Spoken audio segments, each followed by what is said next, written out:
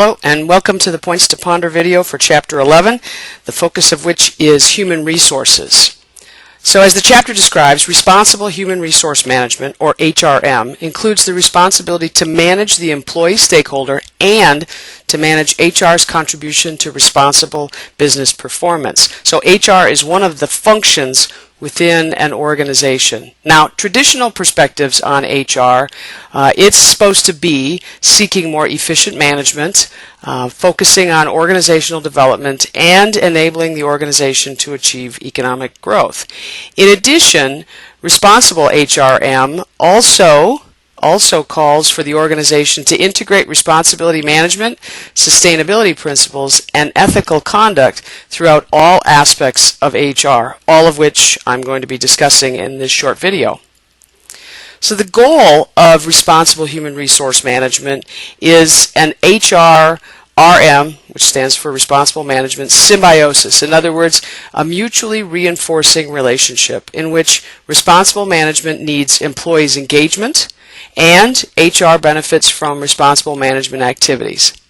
Now, the key role of HR is to work in partnership with the organization's leaders in order to embed a culture and practice of corporate social responsibility, or CSR.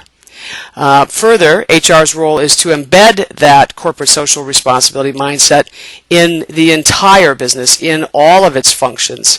It really serves as the guardian of the organization's culture. HR, as a function, has a responsibility to be proactive in forming this responsible business-enabled culture, and it does so by transforming its own operations into responsible HR. Now, if we want to understand this HR, human resources, responsible management relationship, then we need to look at a few things that the chapter reviews. So one is the main norms for responsible HRM, which I'll talk about in a bit more detail. The business case for responsible HRM, which can focus on such things as advancing diversity, going green, a focus on employee well-being and human rights, employee skills for responsible management, and of course the role of the HR manager. Now, when we look at norms of responsible human resource management, there are several different organizations that can give us some great ideas for how to proceed. For example, the International Labor Organization has its Declaration on the Fundamental Principles and Rights at Work. We have Social Accountability International with its SA 8000. There's also the Great Place to Work initiative, and finally the Quality of Life in the Business initiative.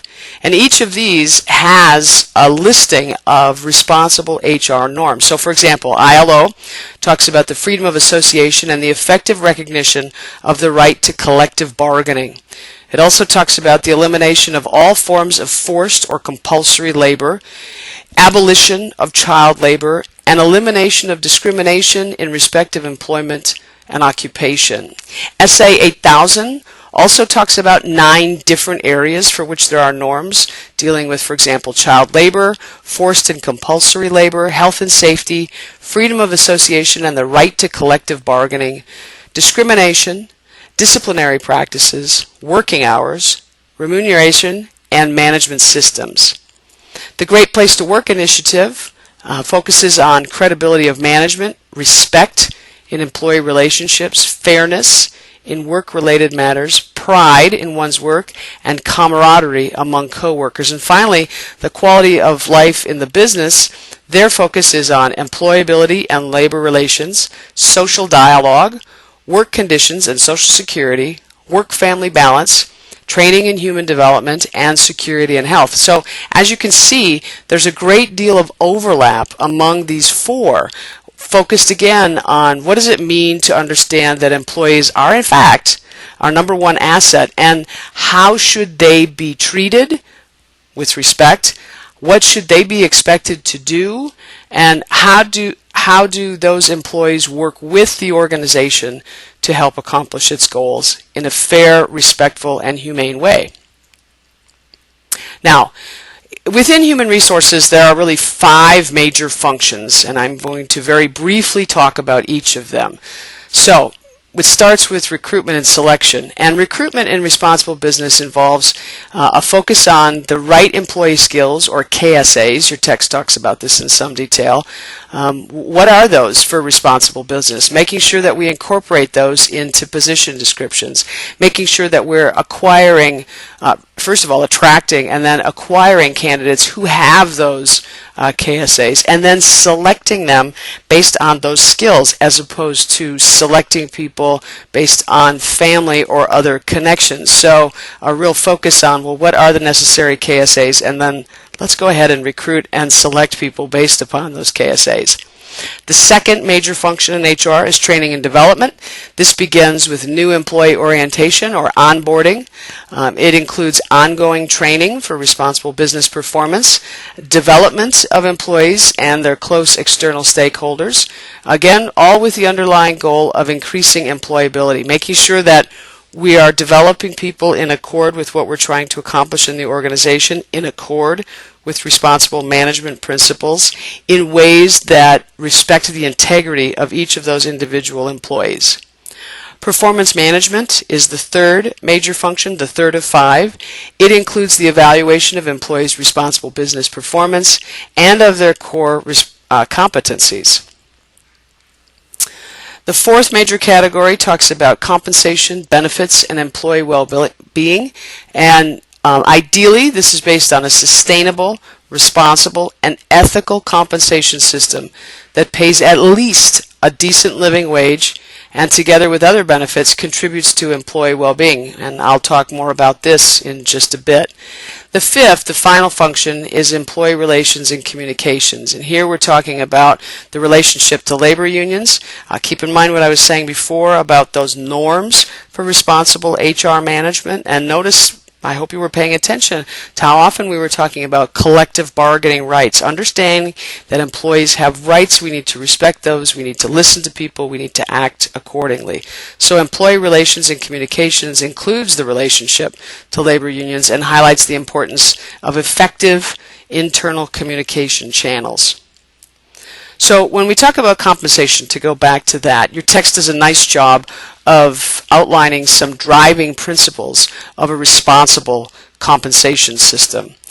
So I'm going to very briefly review these. So first, compensation should be legal, obeying all laws and regulations in the host country. So again, notice we're not only talking about the United States, we are talking about a global enterprise. Second, compensation should be fair and equitable and not discriminate on the basis of gender or other elements of diversity. Third, compensation should be supportive for employees by offering wages and benefits beyond the minimum wage, fixed standards, or basic working conditions. Fourth, engaging compensation plans treat employees as partners in the achievement of company objectives. Now, frankly, the absolute best manifestation of this is when you have an employee-owned company where they have stock or something else, something similar to that, that is part of their compensation package. And so they are not only partners, they are co-owners of the organization. Fifth, compensation needs to be attractive to employees, both current and future employees who consider working for the company. We want to attract the best of the best, and that means not trying to get by with paying as little as possible, but rather paying as much as we possibly can, keeping that as a core operating principle, understanding again that if we're going to say that our employees are our most important asset, then we have to put our money where our mouth is and demonstrate that effectively through our compensation system, which again, paying as much as we possibly can, being fair and equitable. Compensation should be flexible. This is the sixth point, taking into account individual employee needs. So compensation isn't simply salary and wages, it's other things as well. It's other kinds of benefits. It includes the intangible sorts of things like flex time, for example, giving people more autonomy in the decision making around their job position. All of that needs to be taken into account, and we need to be thinking about what do our individual employees want and need, also keeping in mind the context of being fair and equitable.